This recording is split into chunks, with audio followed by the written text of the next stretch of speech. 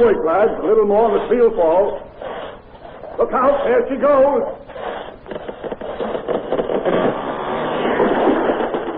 That's it. That's the last one for tonight, lads. It's getting a little too dark now to see. Anyway, we've got most of this stuff ready for the sawdust crew. What's that? It's a werewolf. Shoot it. Don't let it get away. Our radio play for today, The Werewolf, is based on a most unusual story taken from the pages of next Sunday's issue of the American Weekly, the magazine distributed with all Hearst Sunday newspapers from coast to coast.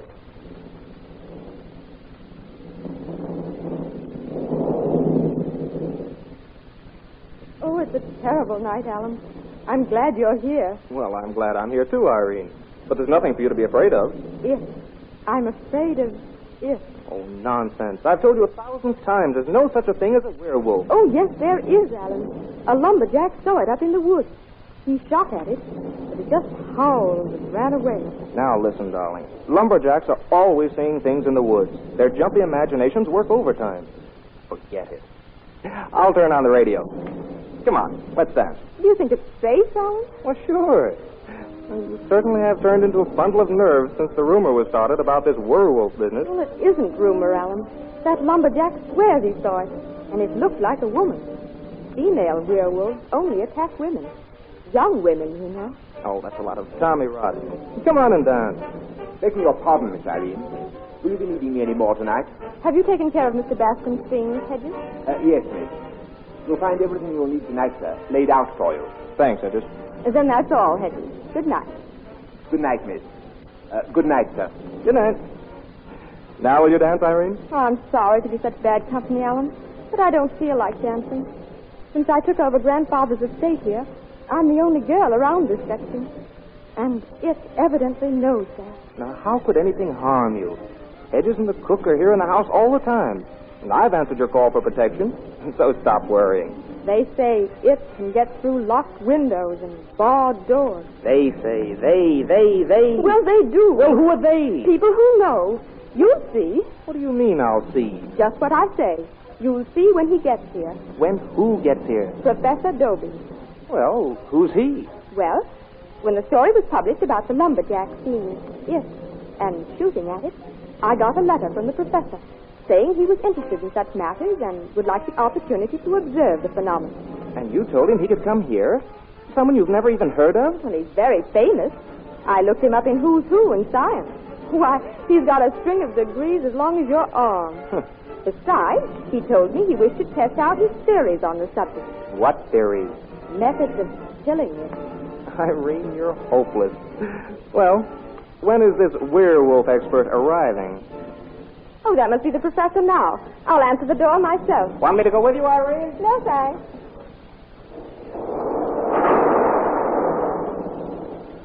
Miss Irene Lawson? Yes. Professor Dobie? Yes, that's right. We'll come right in. Oh, Professor, may I present my fiancé, Mr. Bascom? Oh, how Delighted do you to do, know you. Mr. Bascom? I hope I'm in time. You haven't had another appearance of the werewolf since the one I read about in the paper? No, Professor. Good. I was so afraid I might have missed one. Irene tells me you're very much interested in these things, Professor. I am indeed. Supernatural phenomena interest me greatly. And you expect to really see a werewolf around here? If the story which appeared in the paper is true, I most certainly do. Well, Professor, how do you expect to prove it? Very simply. Indeed? Yes. Tomorrow we shall have a talk with the lumberjack.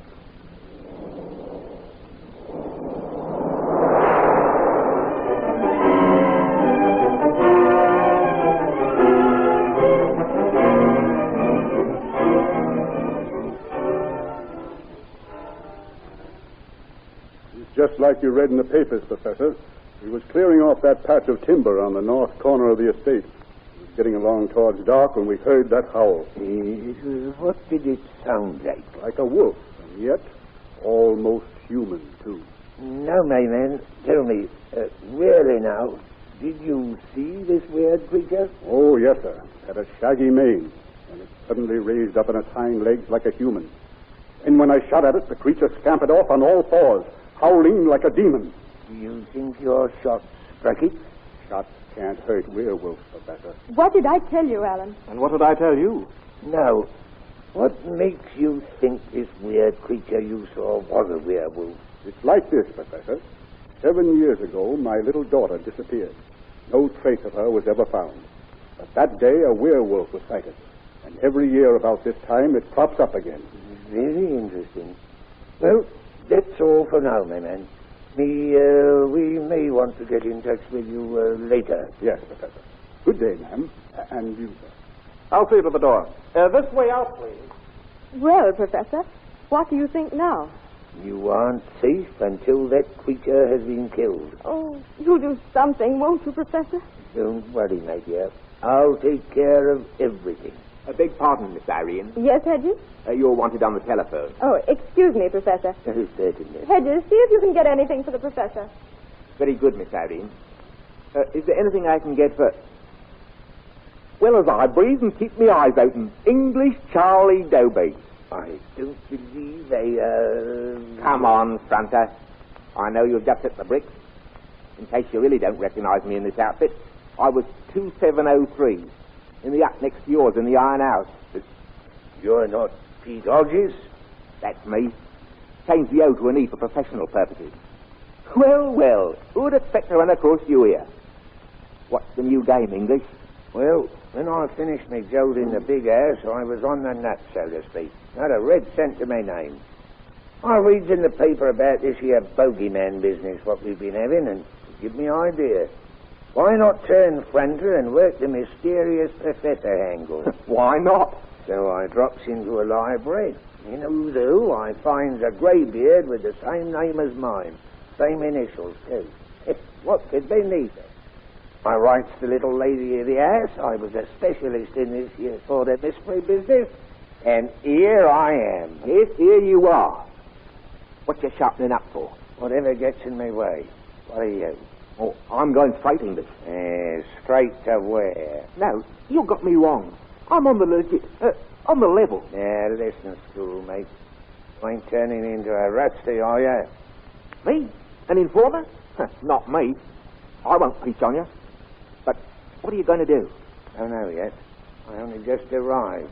My reason for being here holds good indefinite. You don't think there is such a thing as a werewolf? Of course there ain't. And if you does, you bar me. I'll just look the place over, decide what I want, lift it, and blow. If there's any danger of being grabbed, it's always our old pal, the werewolf, to blame for a rabbit. No, English, you ain't going to kill anybody. Anybody what gets in my way will be found chewed by what the police will think has been a werewolf.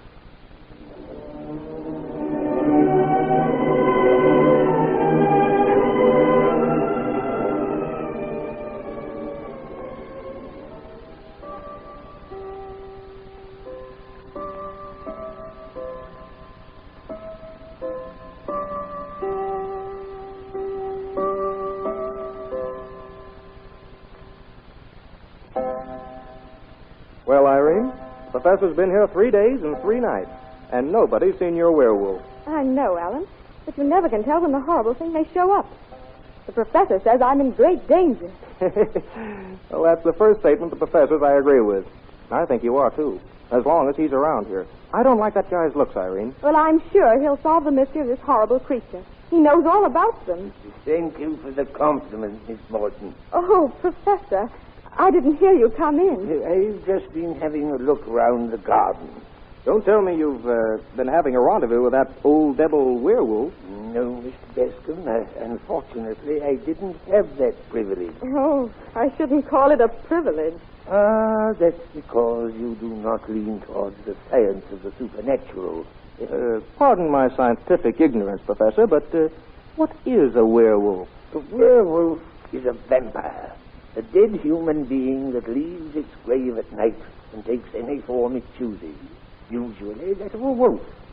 Anybody whose throat is slashed and whose blood is drunk by a werewolf will die and turn into another vampire. Oh, how awful. Very interesting. Very interesting. If you'll excuse me, I think I'll retire. I think it's time to go to bed myself. Oh, What's that? The werewolf. Remember how the lumberjack described it? Like a wolf, and yet almost human, too. Look, out in the garden. There it is, by the fountain. Well, it looks like a wolf. And now it's standing on its hind legs. There it goes, off into the woods. Oh, why don't you go after it and kill it? No, wait. There's but one way to exterminate a werewolf. You see, during the day, the corpse is forced to lie helpless in some temporary grave. This grave must be found and a stake driven through the werewolf's heart. When this is done, there will be no more vampire werewolf to haunt the night. But it may come back again tonight. Mr. Bascom and I are here to protect you, my dear. Don't worry, Irene. You saw it, didn't you, Alan? Now you know why I'm terrified. Well, I saw something, I'll admit, but I don't know what. I suggest you retire, Miss Mawson. There's nothing we can do tonight. We must wait for daylight and search for the grave. Come, Irene. I'll take you to your room. Very well, Alan. If the professor is sure it won't come back. It won't come back, Miss Morton. Thank you, Professor. I'll be able to rest now. Good night. Good night, my dear young lady. Oh, Alan, wasn't it awful? Congratulations, English. You certainly pulled a stunt off neat. I heard the owl looked out the pantry window and saw you. Saw me? Oh, you're crazy.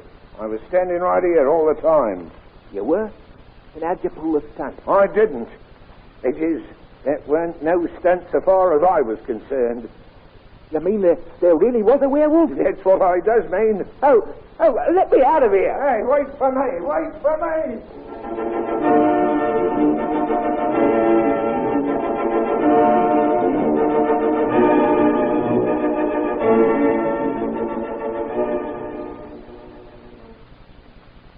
We're almost to the place where we see the footprints, Professor. What did the print look like? Like a girl or a small woman. There it is. See. It leads right into that cave. So it does. Look, Alan. Yes, I see it. Well, I suppose we'd better go in and finish our job. This way, folks. Now follow me. Give me your hand, dear. Oh, there it is. Now we'll drive the stake home, and that'll be the end of the werewolf. Wait! Hold your axe, man. It's breathing. Werewolves can't breathe from sunrise to sunset. But bless my soul, it is breathing. Catch hold of the creature, Mr. Benson. Catch hold of him. Oh, why, it's a girl. Wait. It's my lost daughter. I'll see her hand. My little arrested fingers of her left hand were all grown together from the day she was born. Oh, my poor child. She'll probably be all right with hair. I'll give her that, miss. I'll bring her back to life. And to think I almost killed her. Killed my own daughter. Come, Loretta. Come, baby. I'm going to take you home.